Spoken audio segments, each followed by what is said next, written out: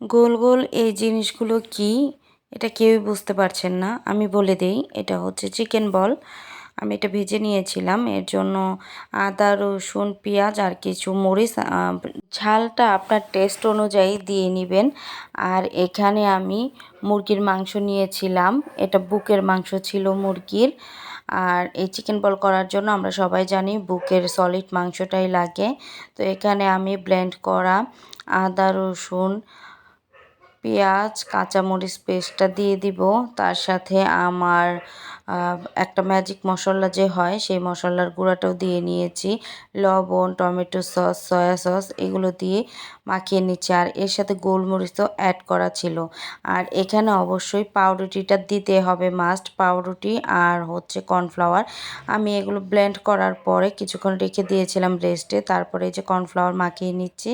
Cornflour মাখিয়ে রেখে আর দেরি করা যাবে না, হাতে সাদা তেল মাখিয়ে এগুলো গোল গোল বলের আকার করে নিতে হবে।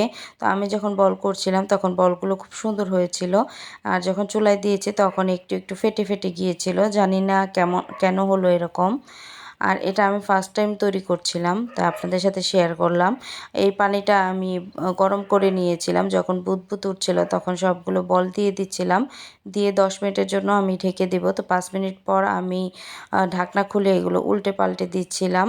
আর এই যে আমার 10 মিনিট শেষ, তারপর আমার এই চিকেন বলগুলো হয়ে গেছে।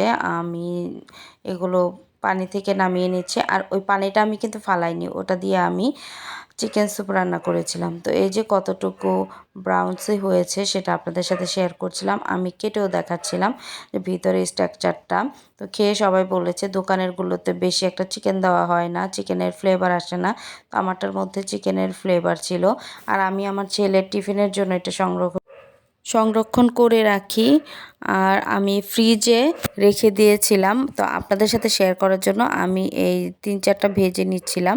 আর এই যে ভাজার পর ফাইনাল লুক, কেউ হালকা ভাজে, কেউ বেশি ডিপ করে, আমি ডিপটাই করেছিলাম। আর এটার সাথে যে কোনো সস বা চাটনি অ্যাড করে খাওয়া যাবে, খুবই মজা এবং সুস্বাদু। ধন্যবাদ সবাইকে ভিডিওটি দেখার জন্য।